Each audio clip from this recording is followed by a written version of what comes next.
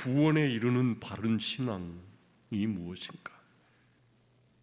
인류가 해결할 수 없는 죽음의 문제, 영생의 문제, 이 구원에 이르는 바른 길이 딱 하나 있다, 그런 뜻입니다. 1994년 7월인가요? 7월 8일로 기억하는데, 김일성의 죽음은 세계적인 최대의 뉴스가 되었습니다.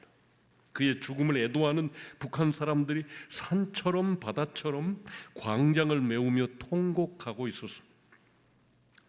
물론 동원도 되고 분위기 때문에 이루어진 일이겠지만 자유세계에서 보면 기이한 현상이었습니다.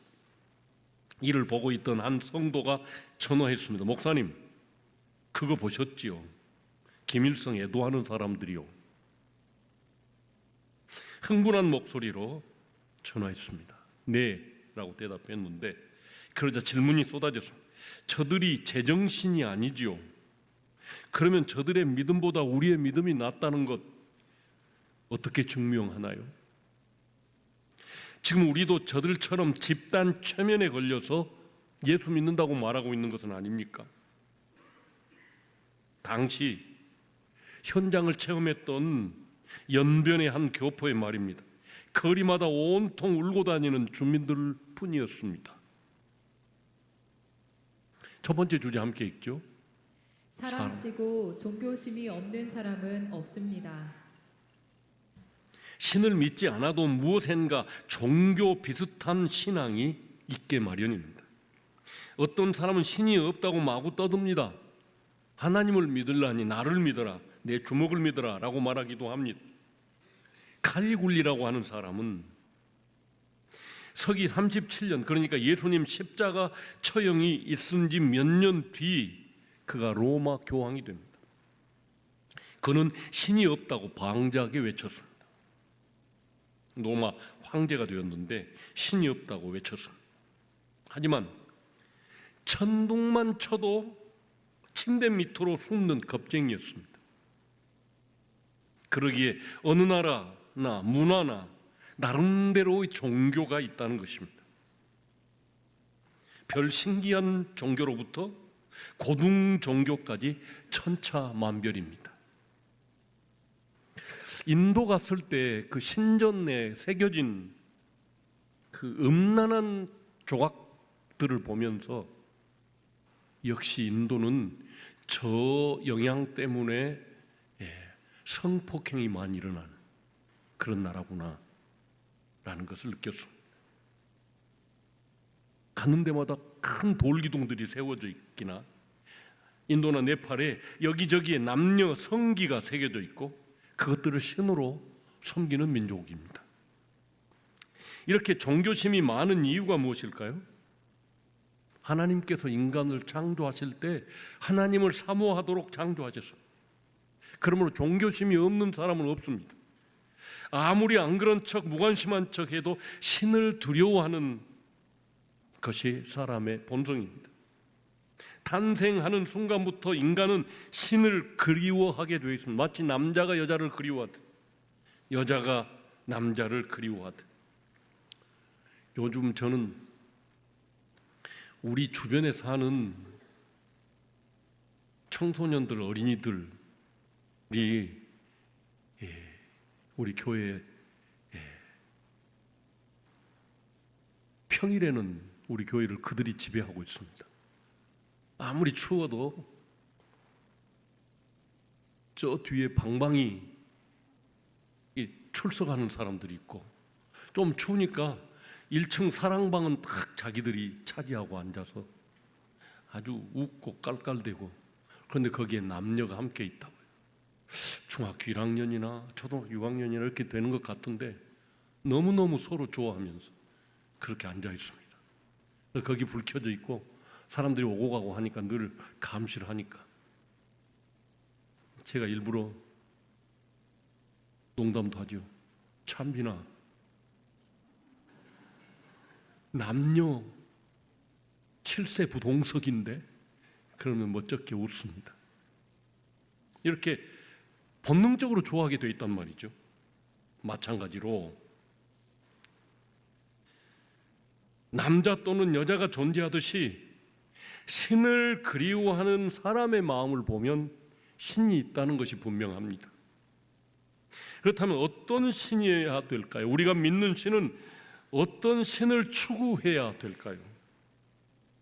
가장 저질적인 단계가 김일성 같은 인간을 추종하는, 추앙하는 그런 단계입니다. 좀 더 자세히 보면 다른 종교들도 다 그렇다는 것을 발견할 수 있게 됩니다. 거짓말과 유혹 또는 암시와 신화, 그리고 얼마간의 협박이면 웬만한 사람들은 다 믿습니다. 그리고 재산은 물론 가족이나 자기 목숨도 다 포기할 수 있게 만들 수 있습니다. 이런 종류들은 잘못된 신앙인 것입니다. 무당 종교를 봅시다. 무당 종교는 주특기가 있습니다.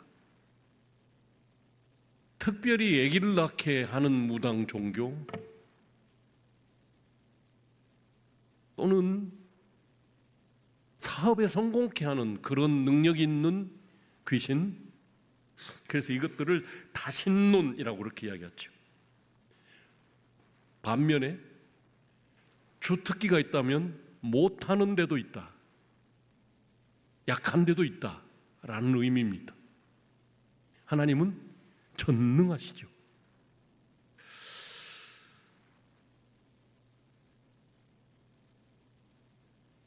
우리가 그런 신들을, 주특기가 있고 약한 부분이 있고 못하는 것이 있는 신들을 믿어야 되겠습니까? 북어 그리고 돼지머리 갖다가 빌면 복을 주는 그런 신을 우리가 믿어야 하겠느냐 그 말입니다. 제대로 믿는 신자 한 사람만 가서 거기 앉아 있어도 굿이 안 되는, 거기 임재하지 못하는 그런 귀신을 우리가 섬겨야 되겠냐고요. 하나님은 그러지 말라고 명령하십니다. 불교는 범신론입니다. 범신론이란 우주, 세계, 자연, 인간 모든 것이 신이다 라고 믿는 것입니다. 그래서 누구나 도통하면 부처가 됩니다. 중들이 자기 속의 부처 모습을 드러내도록 돌을 닦는 것입니다. 성철 스님은 병만 보고 8년 동안 앉아 있었다고 그러죠. 그런데 마지막 그분이 하는 열반어, 죽으면서 한 유언은 나는 문남녀를 속인 죄로 무간지옥에 떨어진다 하고 죽었습니다. 간이 없는 지옥으로 푹 떨어져 죽을 벌받을 존재다라고 죽었습니다. 여기서는 신이 인간 수준으로 그리고 세상의 물질 차원으로 떨어져 버렸습니다. 복이나 주는 신, 이것은 중들이나 추구하는 것이지 보통 사람들은 시주 많이 해주고 절 많이 하고 복 받기를 원하는 것입니다. 그 이상도 이하도 아닙니다. 그 복의 내용은 대체 어떤 것들입니까? 썩어질 것, 물질적인 것에 불과합니다. 두 번째 주제 함께 읽겠습니다. 어느 무당 종교나 불교의 신자가 자기 죄 때문에 고민하는 것을 보았습니까? 그들에게 죄의 개념이 없습니다. 죄에 복 받는 것만 소원이지 죄의 문제를 해결하려는 어떤 의도나 시도도 없습니다. 단지 열심히 치성을 들여서 세상에 복을 많이 달라고 할 뿐입니다. 불교의 나라 태국에서도 힌두교의 나라 인도에서도 모두 비는 말은 복을 달라는 것입니다. 죄를 고백하는 종교, 죄 문제를 해결하는 것이 가장 최우선인 종교는 기독교밖에 없습니다. 김일성 종교가 얼마나 오래 가겠습니까? 갈수록 신비성이 떨어진 것 같습니다. 김정일, 김정은의 일, 이제는 김주애로 갈지 모르겠습니다. 스탈린이 죽었을 때 소련 사람들은 소련이 무너졌다고 슬퍼했습니다. 그를 조문하는 사람이 수천만 명이었습니다. 그러나 한두 해가 못 가서 그는 격화됩니다. 동상이 다 깨뜨려집니다. 전에 힌두교, 유대교, 이슬람교를 믿었던 사람들의 고백입니다. 한마디로 자신이 전에 빠졌던 미신과 오류를 수치스럽게 생각한다는 것이었습니다. 분위기와 강제를 벗어나 살펴보면 그 차이는 분명합니다. 물론 기독교를 믿기 전에는 그 가치를 알지 못했지요. 이것저것 믿다가 기독교 신앙을 가지면 차이를 알아서 각성하게 됩니다. 한 목사님의 고백입니다. 그분의 어머니는 무당을 열심히 섬겼습니다. 점도 많이 치고 굿도 많이 하고 돈도 많이 날렸습니다. 그러나 그 집안은 언제나 어둠이었습니다. 병도 슬픈 일도 끊이지 않았습니다. 그럴수록 더 열심히 굿하고 부적을 붙였습니다. 그 길밖에는 귀신들을 쫓아낼 방법이 없기 때문에 누구도 알려주지 않았습니다. 그러다가 어느 날 아들이 예수를 믿었습니다. 그때부터 이상한 일이 생겼습니다. 무당마다 그 어머니가 가면 점을 치지 못하는 것이었습니다. 그래서 더 강한 무당을 열심히 찾아다녔습니다. 하루는 어느 무당에게로 들어갔습니다. 어머니의 얼굴을 보더니 무당이 말했습니다. 오늘은 영업 끝이요 하면서 등을 보이고 누워버렸습니다. 어머니는 무당이 돌아 누울 때까지 앉아서 기다렸습니다. 무당이 누운 채로 말했습니다. 왜 나를 괴롭히시오? 당신 아들은 예수를 믿어 훌륭한 사람이 되었는데 왜 귀신을 찾아오는 것이오? 훌륭한 아들 따라서 교회나 나가시오. 그 후로 그분의 어머니는 무당을 만나지 않았습니다.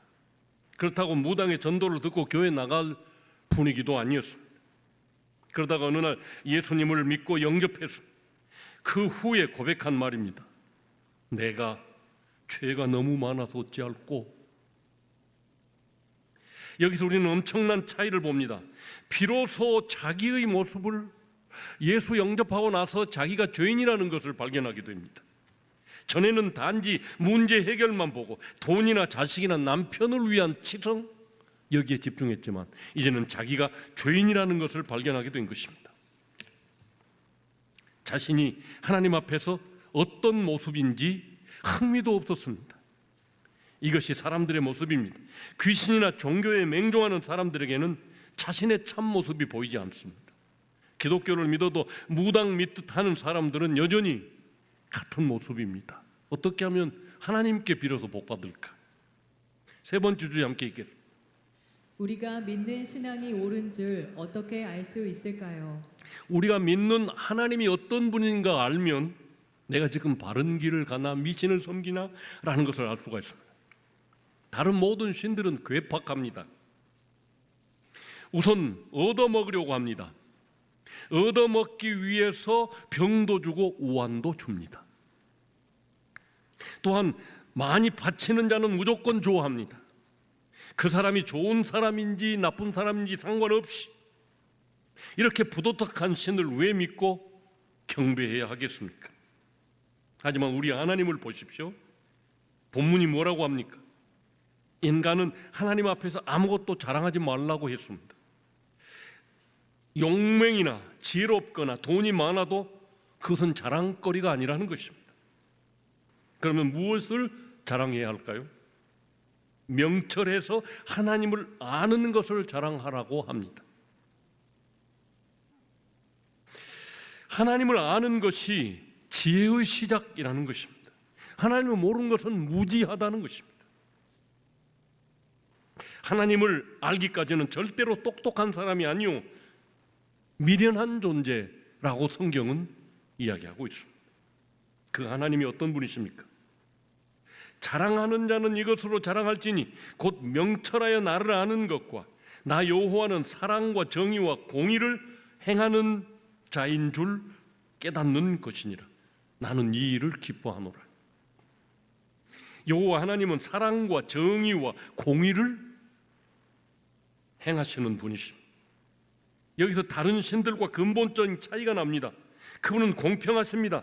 그분은 예언한 것, 약속한 것 한 번도 안 지킨 적이 없습니다. 그분의 말씀대로 세상을 움직였습니다. 그분의 예언은 반드시 이루어졌습니다.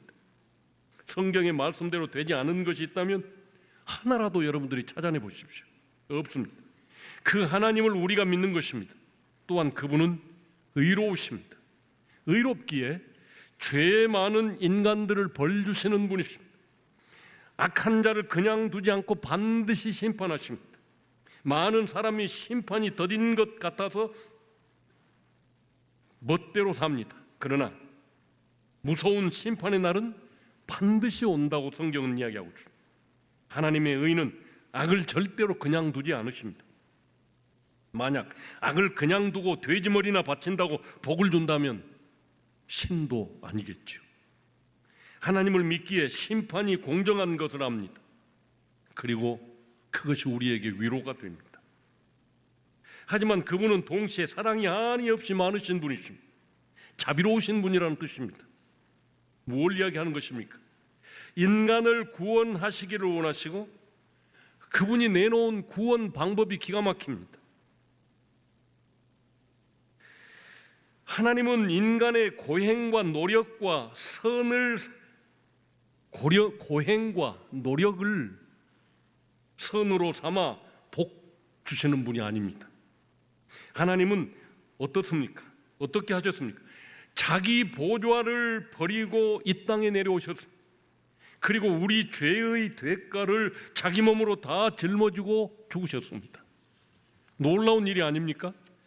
얻어먹으려거나 우한 질고 끌고 오는 귀신들과 너무나도 다른 거 아닙니까? 그분을 곁에서 보고 만진 사람들의 증언을 성경에서 수없이 들어볼 수 있습니다. 그분의 모습을 잘 생각해 보십시오. 그분이 하신 모든 일들을 살펴보고 지금도 하고 계시는 일을 찾아보십시오. 의심하는 것은 그분을 잘 모르기 때문입니다. 성경을 읽고 그분을 연구해 보십시오.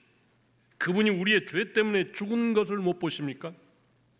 그분이 우리의 저주를 짊어지고 지옥에 떨어지셨다는 것을 모르십니까? 그분이 우리를 새롭게나 거듭나게 해서 하나님의 자녀로 삼아주셨습니다.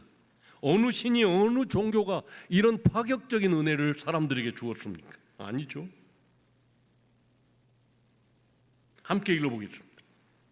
인자가 온 것은 섬김을 받으려 함이 아니라 도리어 섬기려 하고 자기의 목숨을 많은 사람의 대속물로 주려 함이니라. 우리 말에 그거 있잖아요. 손이 발이 되도록 빌어봐라. 그렇게 빌어서 하나님이 복 주신다면 인간이 신들을 섬기는 것이죠. 그런데 하나님은 우리가 빌어서가 아니라 당신이 우리를 구원하시기 위해서 사람의 몸을 입고 와서 모든 저주는 내가 다 짊어져 줄게. 너는 하나님의 자녀로 살아라 라고 하신 것이 기독교입니다. 자기 목숨을 주려고 왔다잖아요. 인간을 섬기는 하나님, 여기 그분의 자비한 성품이 있습니다. 이 하나님을 우리만 믿는 것이 아닙니다. 유일하신 이 하나님을 유대교도 믿습니다. 이슬람교도 믿습니다. 그리고 가톨릭도 믿습니다. 그러나 그들은 성령의 도움을 받아 믿는 것이 아닙니다. 죄 많은 자기의 의로 하나님 앞에 서려고 합니다. 내가 이렇게 선을 행했으니, 내가 이렇게 많이 예배했으니, 이렇게 내가 많이 바쳤으니 주님 나를 받아주십시오. 선행과 고행과 예배 의식으로 하나님을 섬기려고 합니다. 그 앞에서 한 인간의 의로는 설 수 없다는 것은 너무나도 분명한 이치가 아니겠습니까? 선을 많이 행하고 많이 바치고 구제해서 하나님 앞에 설 수 있다면, 그렇게 해서 내 죄가 씻어질 수 있다면 수많은 사람들이 하늘나라를 차지했을 것입니다. 그러나 우리의 죄를 씻는 것은 오직 예수 그리스도의 피, 그리고 우리를 하나님 바로 믿게 하는 것은 오직 성령의 힘일 뿐입니다.